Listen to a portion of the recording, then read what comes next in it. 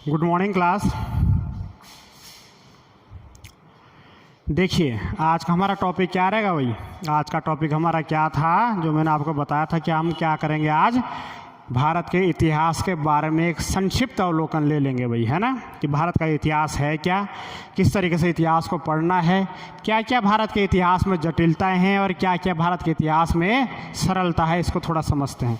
आज केवल हमने क्या करना है, आज केवल समझना है, एक प्रिंट तैयार करना है, ब्लूप्रिंट अपने दिमाग में एक तैयार करना है, एक खाका ऐसा तैयार करना है कि भारत के इतिहास को समझने में हमें आसानी हो। ठीक है, पता है आप लोगों को। शुरुआत करते हैं इतिहास के बारे में। आपको सबको पता है कि इतिहास क्या है भाई।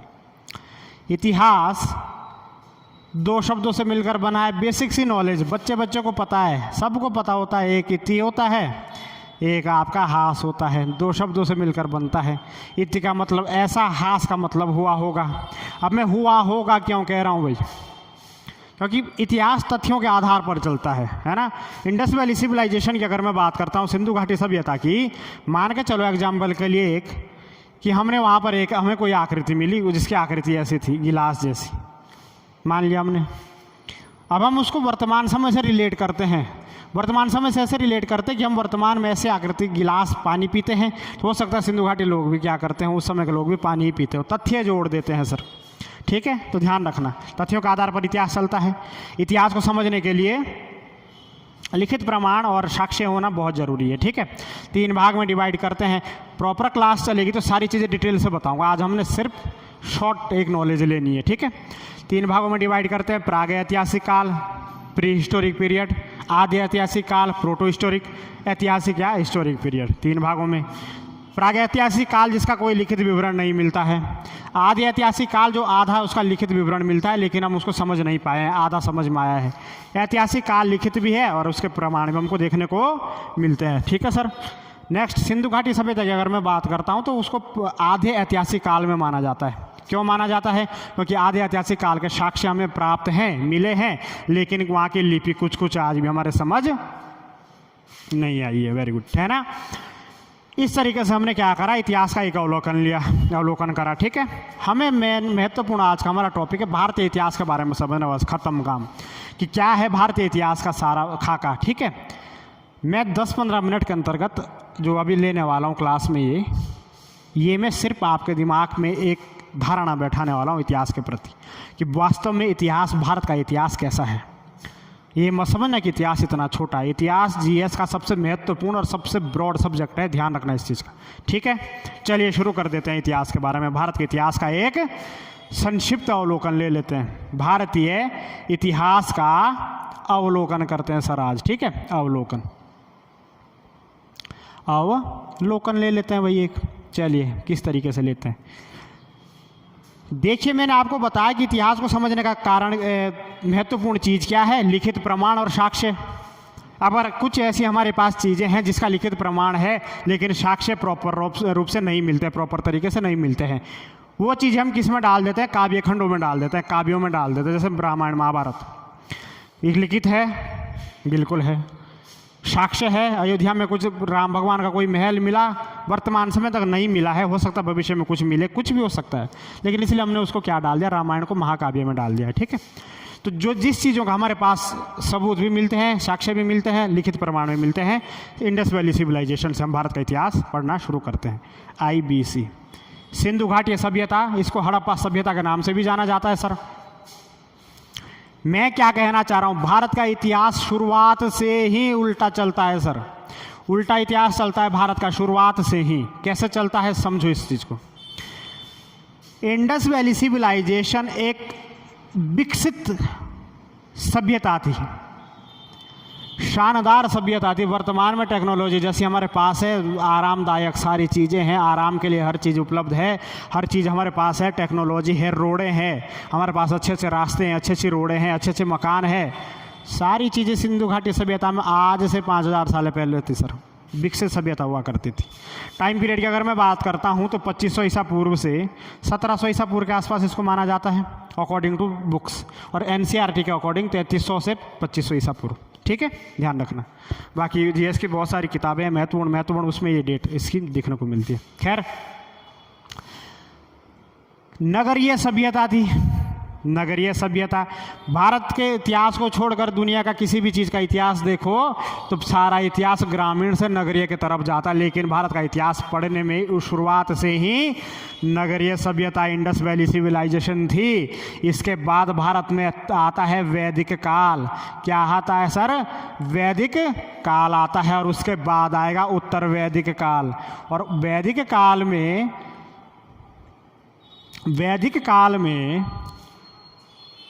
नगरीय व्यवस्था के बाद हमको देखने को क्या मिलेगा? ग्रामीण समाज। उल्टा जा रहा है ना, नगरीय समाज से ग्रामीण समाज की तरफ जा रहा है सर, ठीक है, विकसित जगह से ग्रामीण की तरफ जा रहा है। सिंधु घाटी सभ्यता के बारे में डिटेल से पढ़ेंगे, बहुत सारी महत्वपूर्ण चीज़ें हैं। सारा जब मैं प्राचीन भारत का इतिहास पढ़ाऊंगा बहुत अच्छे से इसमें डिस्कस करना है। आज का जो हमारा महत्वपूर्ण टॉपिक है, हम सिर्फ एक क्या कर रहे हैं, एक प्रिंट तैयार कर रहे हैं दिमाग में। भारत का टोटल इतिहास क्या कहता है? एक चीज़ समझाता है। क्या समझाता है? कि जब जब समाज में कठिनाइयाँ आई है, जटिलताएं आई है, तब तब समाज का रुख सरलताओं के तरफ ज़्यादा हुआ है। अर्थात जब जब समाज में परेशानियां आई है, तब तब समाज सरलताओं के तरफ ज़्यादा मुड़ा है। समाज का टोटल फोकस किधर होता है? सरलता के तरफ। कैसे? समझिए ज़रा, इसको मैं समझा रहा हूँ वैदिक और उत्तर वैदिक काल को, आप समझ जाओगे। पहला ही एग्जाम्पल ले लेते हैं इस चीज़ का जो मैं कहना चाह रहा हूँ। कहने का मतलब क्या है? वैदिक काल में या इसको ऋग वैदिक काल भी कहा जाता है, उसको उत्तर वैदिक काल को पोस्ट ऋग वैदिक काल कहा जाएगा सर। आर्यों के आगमन के बाद भारत में आर्यों का आगमन माना जाता है। आर्यों के आगमन के बाद भारत में वैदिक काल शुरुआत मानी जाती है वैदिक काल की, ठीक है। ग्रामीण सभ्यता थी। मुख्य व्यवसाय क्या था सर? पशुपालन था, पशु पालते थे, कोई दिक्कत नहीं थी इनको। शानदार व्यवस्था थी। और एक चीज़ वर्ण व्यवस्था, बहुत महत्वपूर्ण। देखिए, वर्ण व्यवस्था थी सर वैदिक काल में। कौन कौन से वर्ण हैं हमारे धर्म के अकॉर्डिंग? पहली बात, धर्म नाम की कोई चीज़ नहीं होती है, सबसे बड़ा धर्म इंसानियत होता है, ठीक है। पर फिर भी समझिए थोड़ा इसको। पहला वर्ण ब्राह्मण, क्षत्रिय, वैश्य, शूद्र। वैदिक काल में वर्ण व्यवस्था कैसी थी सर? कर्म मूलक हुआ करती थी। कैसी थी? कर्म मूलक हुआ करती थी। ब्राह्मण जो पूजा पाठ में भरोसा रखता है, पूजा पाठ का शौकीन है, पूजा पाठ करने का दायित्व उठाता है, ब्राह्मण है सर। कोई अच्छा खासा है, बॉडी बिल्डर है, समझ रहे हो नहीं समझ रहे हो, देश के प्रति, समाज के प्रति कुछ करना चाहता है, रक्षा करना चाहता है, क्षत्रिय वर्ण में जाएगा। कोई बिजनेस करना चाहता है, वैश्य वर्ण में जाएगा। व्यापार करना चाहता है, वैश्य। कोई ऐसा है जो समाज के इन पदों का आदर करता है, इनका साथ देने की प्रयास करता है, इन तीनों की सहायता करने का प्रयास करता है, क्या हो जाएगा सर? शूद्र। लेकिन कर्म मूलक, कर्म के आधार पर। कोई जाति नहीं थी, कोई प्रथा नहीं थी। वैदिक काल में स्त्रियों का जो हमको विवरण मिलेगा, स्त्रियों का, वो भी बहुत शानदार रहा। वैदिक काल में स्त्रियों को भी कोई पाबंदी नहीं थी, पढ़ाई लिखाई से रिलेटेड सारी चीज़ें। स्त्रियों का भी योगदान हमको समाज में देखने को मिलता है वैदिक काल के अंतर्गत। ऋग्वैदिक काल में आ जाओ सर। यहाँ पर वर्ण व्यवस्था जन्म मूलक हो जाती है सबसे ज़्यादा, जन्म मूलक। ब्राह्मण का बेटा ब्राह्मण, क्षत्रिय का बेटा क्षत्रिय, वैश्य का बेटा वैश्य, शूद्र का बेटा शूद्र। और वर्ण का नाम बदल कर चला गया किसमें बेटा? जाति में। भारत में क्या शुरुआत हो जाती है? जाति प्रथा की शुरुआत हो जाती है। अर्थात समाज सरलता से जटिलता की ओर जा रहा है। यहाँ पर देवी देवता थे सेलेक्टेड, फिजिकल, भौतिक देवी देवताओं को मानते थे। जैसे कि सूर्य भगवान, सूर्य दिख रहे हैं, फिजिकली हमको दिख रहे हैं, भाई भगवान है। सूर्य को सूर्य नारायण के नाम से जाना जाता था, गायत्री मंत्र के लिए अर्पित किया गया है वैदिक काल के दौरान, ठीक है। इनकी पहली किरण जिसको सविता कहा जाता है उसके लिए। वर्षा हो रही है, इंद्र भगवान फिजिकली हमको दिखाई दे रहा है, वर्षा फिजिकली हो रही है, भौतिक रूप से दिखाई दे रही है। भाई वर्षा भी क्या देवता है, इंद्र भगवान को स्थान मिल जाता है। आग है, आग हमको भौतिक दिखाई देती है, आग क्या है सर, अग्नि देवता है। जो भौतिक थी वो देवता बन गए। प्रकृति है, भूमि है, देवी है, प्रकृति देवी है। यहाँ पर उत्तर वैदिक काल में बहुत सारे लोग आज देवी देवता आ जाते हैं, कर्मकांड हो जाता है, ब्राह्मणों का वर्चस्व समाज में बहुत अधिक बढ़ जाता है। और इतना अधिक बढ़ जाता है कि अगर मैं बात करता हूँ तो ब्राह्मण ही ब्राह्मण, सारे नियम कानून ब्राह्मण। स्त्रियों की हालत में बहुत ज़्यादा गिरावट हमको देखने को मिलेगी उत्तर वैदिक काल में। शूद्रों की और स्त्रियों के हालत में बहुत ज़्यादा गिरावट देखने को मिली। स्त्रियों को पढ़ने लिखने का किसी प्रकार का कोई अधिकार नहीं था, समाज में हस्तक्षेप करने का अधिकार नहीं था। सारी चीज़ें उत्तर वैदिक काल में क्या हो जाती है, सारे अधिकार छीन लिए जाते हैं। इस काल में क्या होता है, शूद्र और महिलाओं के बीच में क्या हो रहा है, इनकी स्थिति में गिरावट आ रही है। अब आप खुद सोचिए, अगर अभी वर्तमान में बीजेपी की सरकार है उत्तराखंड में, तो अगर बीजेपी से कोई गलती होती है तो सबसे पहला आवाज़ कौन उठाएगा, कांग्रेस उठाएगा। क्यों उठाएगी, क्योंकि कांग्रेस के बाद, बीजेपी के बाद बहुमत किसके पास है, कांग्रेस के पास। नेता प्रतिपक्ष किसका है, कांग्रेस का है। तो अगर ब्राह्मण कोई दिक्कत करते हैं, ब्राह्मण वर्ण कोई गलती कर रहे हैं, सरकार ब्राह्मणों की बनी हुई है, उसके बाद किसके पास है, प्रतिपक्ष क्षत्रियों के पास है ना, क्षत्रियों के पास है। तो क्षत्रिय क्या करेंगे, जटिलता में पड़ चुका है समाज उत्तर वैदिक काल में। अब इस जटिलता से निकालने के लिए सरलता का रास्ता ढूंढेंगे क्षत्रिय, और क्षत्रियों में से ही दो महत्वपूर्ण धर्म निकल जाएंगे, बौद्ध धर्म और जैन धर्म। बहुत सारे, लगभग 62 कुछ धर्म निकले थे इस टाइम पर बहुत महत्वपूर्ण धर्म था। गौतम बुद्ध क्षत्रिय थे, पता है ना सबको, राजा के बेटे थे कि नहीं थे, समझ रहे हो। तो क्षत्रियों ने सबसे पहले पहल करी, बोला कोई जाति पाति कुछ नहीं होता, वर्ण व्यवस्था कुछ नहीं है, मेरे यहाँ पर कोई ब्राह्मण आता है, भगवान बुद्ध का कहना था मेरे यहाँ पर कोई ब्राह्मण आता है वो भी क्या बनेगा, भिक्षु बनेगा, मैं भी भिक्षु हूँ, और शूद्र को भी बराबर सम्मान, सबको बराबर सम्मान। अब आप खुद सोचो, एक समाज है जो शूद्रों की, वैश्यों की, स्त्रियों को कोई मान्यता नहीं दे रहा है, एक धर्म है जो इनको पूरा सत्कार दे रहा है, आदर सत्कार दे रहा है। तो ये जटिलता में थे ना, तो ये जटिलता के बाद क्या ढूंढेंगे, सरलता ही तो ढूंढेंगे। अर्थात समाज कहाँ जा रहा है, सरलता की तरफ। बौद्ध धर्म का प्रसार हो जाता है। भारत के महान राजा, इसके बाद आएगा महाजनपद काल आएगा, उसके बाद आपके मगध आएगा, मगध साम्राज्य आएगा। मगध साम्राज्य के चंद्रगुप्त मौर्य ने जैन धर्म अपनाया, जबकि अशोक जो सबसे महान सम्राट रहा है भारत का, वो कौन सा धर्म अपनाता है, बौद्ध धर्म अपनाता है। भाई समझ आ रहा है कि नहीं आ रहा है, कहना क्या चाह रहा हूँ, जटिलता से सरलता की ओर, जटिलता से सरलता की ओर, समझ रहे हो। चलिए, उसके बाद धीरे धीरे समाज चलता है, शानदार चल रहा है, कोई दिक्कत नहीं, कोई बौद्ध अपना रहा है, कोई जैन अपना रहा है, कोई हिंदू अपना रहा है, दुनिया भर के धर्म अपने अपने अकॉर्डिंग सब चल रहा है। भारत पहले से ही असहिष्णु देश रहा है, सभी धर्मों का यहाँ पर मान होता है, मान सम्मान होता है, ये भारत की बहुत बड़ी उपलब्धि है। प्राचीन काल से ही सभी धर्मों को यहाँ पर स्थान है, इस बात में कोई शक नहीं है। सारे धर्म है समाज में, शानदार चल रहा है, कोई दिक्कत नहीं है।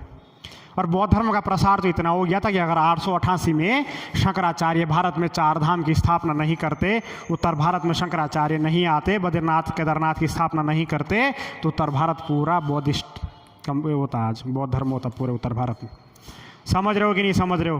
खैर, समाज ने क्या ढूंढ ली है सर, समाज ने सरलता को ढूंढ लिया है बहुत अच्छे तरीके से। ठीक है, आप भारत में एंट्री करा देते हैं मुसलमानों की। अब हमने अभी मैं सब शॉर्ट में इसलिए बता रहा हूँ, एक खाका तैयार कर रहे हैं बस। मुसलमानों की एंट्री करा दो 712 में। 712 में मोहम्मद बिन कासिम का आक्रमण होता है, एक नया धर्म भारत में आता है, इसको कहा जाता है इस्लाम धर्म। भारत के लोग ऐसे इतने क्या थे, सहिष्णु थे, सभी धर्मों का पालन करते थे, कोई दिक्कत नहीं थी। 712 में इस्लाम जब आता है, इसके बाद आपके मोहम्मद गजनी आएगा, फिर मोहम्मद गौरी आएगा, दिल्ली सल्तनत काल शुरू हो जाएगा। सारे मुसलमानों को ये एक्सेप्ट कर रहे हैं, सबको एक्सेप्ट करा जा रहा है भारत में, क्योंकि भारत का वास्तव में कोई धर्म नहीं है, हमारे संविधान में भी ये लिखा गया है। और भारत सभी देशों को, सभी धर्मों का समान रूप से क्या करता है, सम्मान करता है। बहुत अच्छी बात है। चलिए सर, अगर कभी कभी समाज में कोई दिक्कत भी हो रही है तो एक राजा अगर कोई दिक्कत खड़ी कर रहा है तो दूसरा ठीक आ रहा है समाज में, समाज को ज़्यादा जटिलताएं नहीं देखने को मिल रही है। कैसे? जैसे आप अगर अभी देखते हो अलाउद्दीन खिलजी आता है, अलाउद्दीन खिलजी एक तरफ क्या करता है, हर चीज़ पर टैक्स लगा देता है। अलाउद्दीन खिलजी घरई कर, चरई कर, दुनिया भर के कर उसने लगाए थे, सारे कर दुगने कर दिए थे उसने, घरों पे रहने पे कर लगा दिया था। टाइम पीरियड क्या था अलाउद्दीन खिलजी का? 1296 से 1296 से 1316 अलाउद्दीन खिलजी का टाइम पीरियड। एक तरफ वो कर लगा रहा है, दूसरी तरफ वो अच्छी अच्छी चीज़ें भी दे रहा है लोगों को। क्या? मूल्य नियंत्रण प्रणाली की स्थापना कर रहा है, बाजार नियंत्रण प्रणाली की स्थापना कर रहा है। उसका मतलब क्या था कि जब तक उसका शासन काल रहा 20 साल तक उसने किसी भी चीज़ का रेट नहीं बढ़ने दिया, किसी भी चीज़ में महंगाई नहीं बढ़ने दी। एक तरफ अगर समाज में दिक्कत हो रही है तो दूसरी तरफ उसका निदान कर रहा है। मोहम्मद बिन तुगलक आता है, मोहम्मद बिन तुगलक तुगलक वंश का राजा है, उसके समय में जनता बहुत परेशान थी। उसके जस्ट बाद फिरोज शाह तुगलक आ जाता है जो जनता को बहुत अच्छे तरीके से हैंडल करता है। फिर धीरे धीरे आगे चलते चलते चलते चलते मुग़ल आते हैं भारत में। मुग़ल में आपको पता है कि कुछ कुछ राजा बहुत अच्छे हुए, जैसे अकबर के टाइम पर समाज खुश था। औरंगजेब के टाइम पर समाज में थोड़ी दिक्कत हुई थी, पर औरंगजेब की दिक्कत से पहले दिक्कत भारत में आ चुकी थी। 1608 में भारत में अंग्रेजों की आगना शुरू हो गया था। 1608 से अब भारत वापस जटिलताओं की ओर जाना शुरू कर देगा। भारत में भ्रष्टाचार हो जाएगा। भारत में किस तरीके का भ्रष्टाचार हो जाएगा? क्योंकि जो अंग्रेज लोग थे ये केवल भारत में पहले व्यापार के उद्देश्य से आए थे। भारत में जितने भी भारी आक्रमण हुए उनका सफल होने का कारण क्या है? भारत में एकता नहीं थी, एकता की सबसे ज़्यादा कमी थी। एकता नहीं थी, इसी चीज़ का फ़ायदा अंग्रेजों ने भी उठाया, मुसलमानों ने भी उठाया, सब ने इस चीज़ का फ़ायदा उठाया। एकता नहीं थी। अगर आप 1191 की बात करो, तराइन के प्रथम युद्ध की, उसमें मोहम्मद गौरी को हरा दिया था पृथ्वीराज चौहान ने। 1191 में मुझसे पता लगता है कि पृथ्वीराज चौहान का दुश्मन कौन है? जयचंद्र राठौर है। उसकी बेटी का अपहरण कर लिया था पृथ्वीराज चौहान ने। 1192 में तराइन का दूसरा युद्ध होता है, उसमें जयचंद्र राठौर साथ देता है गौरी का और पृथ्वीराज चौहान को हरा देते हैं। तो ये सब चीज़ें थी कि एकता की कमी थी। इस चीज़ का पता भारत को अंग्रेजों को लगता है।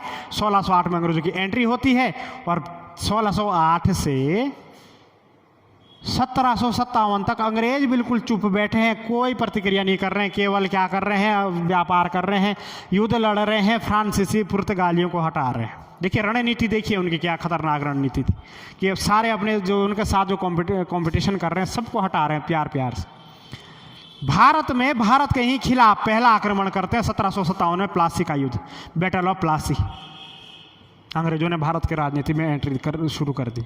बैटल ऑफ बक्सर होता है 1764 में। पूरे तरीके से भारत के दीवानी राइट्स वगैरह चले गए किसके पास? अंग्रेजों के पास। समाज एक बार फिर किस में चला गया? सरलता से जटिलता में। अब जब जटिलता में चला जाएगा फिर सरलता का रास्ता ढूंढेगा, और ये सरलता का रास्ता ढूंढते ढूंढते लग गई थी 100 साल। और 1857 में भारत में हुआ था प्रसिद्ध विद्रोह, 1857 की क्रांति। समझ रहे हो नहीं समझ रहे हो भाई? यानी कि जब जटिलता आई समाज में तो सरलता की ओर भागने का प्रयास करा। ये 100 साल का टाइम केवल लोगों को ये समझने में लगा कि अंग्रेज हमारे साथ कर क्या रहे हैं। उस समय दिक्कत क्या थी? दिक्कत ये थी कि किसी प्रकार कोई टेक्नोलॉजी नहीं हुआ करती थी। 1857 का विद्रोह पूरी तरीके से विफल क्यों साबित हुआ? क्योंकि उस समय संपर्क साधने का कोई साधन हमारे पास नहीं था। उत्तर भारत में सिमट कर रह गया था 1857 का विद्रोह। अंग्रेजों ने इसको सफलतापूर्वक दबा दिया था। मंगल पांडे को फांसी हो गई थी। और ध्यान रखना, एक स्टेटमेंट आती है शक्ति के बारे में, एक स्टेटमेंट है, power is corrupt and absolute power is corrupt absolutely. अर्थात शक्ति भ्रष्ट करती है और परम शक्ति परम भ्रष्ट करती है।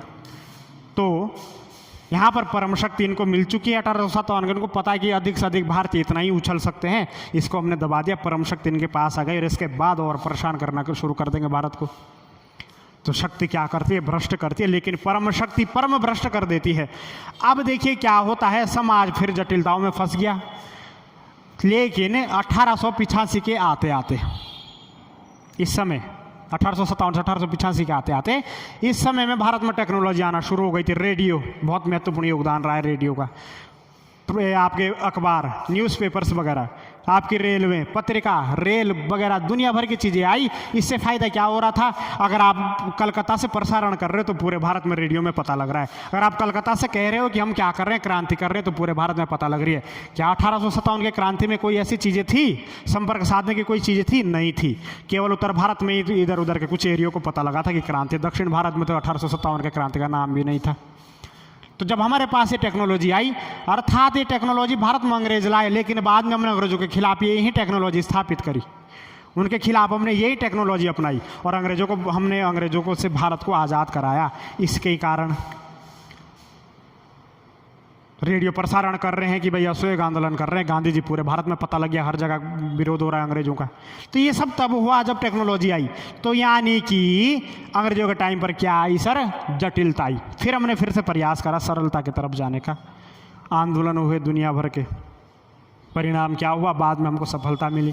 वर्तमान परिप्रेक्ष्य में अगर देखा जाता है तो कोई सरकार अगर अच्छा काम कर रही है तो ठीक, नहीं कर रही है तो जटिलता समझ में आ रही है तो हम सरलता की तरफ जाएंगे। तो पूरा भारत का इतिहास इस खाके पर नियुक्त रहता है, इस पूरे अवलोकन पर नियुक्त रखता है कि जब जब समाज में कोई ऐसी चीज़ आई है जिससे समाज में कोई दिक्कत हुई है, कोई ना कोई वर्ग, कोई ना कोई आदमी, कोई ना कोई सदस्य, कोई भी सदस्य खड़ा हुआ है कठिन चीज़ों को कम करने के लिए, सरलता की तरफ गया है। समझ आ रहा है कि नहीं आ रहा है? ये चीज़ें आप प्राचीन इतिहास से वर्तमान तक देखोगे, आज तक आप ये सब चीज़ें रियलाइज़ करोगे कि ऐसा ही होता है। ठीक है, ये सब चीज़ें हैं भारत के इतिहास के बारे में। पर ये मत सोचना कि इतिहास इतना सा है, इतिहास इतिहास ही है भाई। ठीक है, हमने ये 1885 में कांग्रेस की स्थापना करी।